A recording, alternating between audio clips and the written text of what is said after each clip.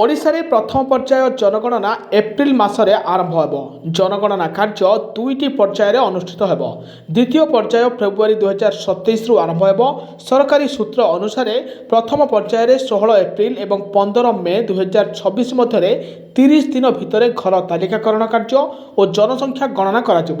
15 ଦିନରେ ଆତ୍ମଗଣନା ବିକଳ୍ପ April 1ରୁ 15 April 2000 ମଧ୍ୟରେ ରହିବ।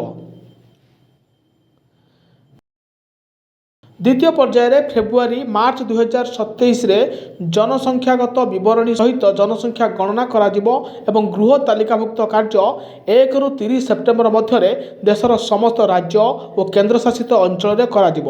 ଗୃହ ତାଲିକା ଆରମ୍ଭ ହେବାର ଠିକ୍ ପୂର୍ବରୁ 15 ଦିନ ମଧ୍ୟରେ ଆତ୍ମଗଣନା ପାଇଁ ଏକ ବିକଳ୍ପ ମଧ୍ୟ ରହିବ। ଜଣେ ଗଣନାକାରୀଙ୍କୁ ପ୍ରାୟ 200 ପରିବାରର ଦାୟିତ୍ୱ ଦିଆଯିବ। ଜଣେ ପର୍ଯ୍ୟବେକ୍ଷକ 6 ଜଣ ଗଣନାକାରୀଙ୍କ କାର୍ଯ୍ୟ ତଦାରଖ କରିବେ। ପ୍ରତ୍ୟେକ ଗଣନାକାରୀଙ୍କୁ ସେମାନଙ୍କ ସେବା ପାଇଁ 25,000 ଟଙ୍କାର ଆର୍ଥିକ ପ୍ରୋତ୍ସାହନ ଦିଆଯିବ।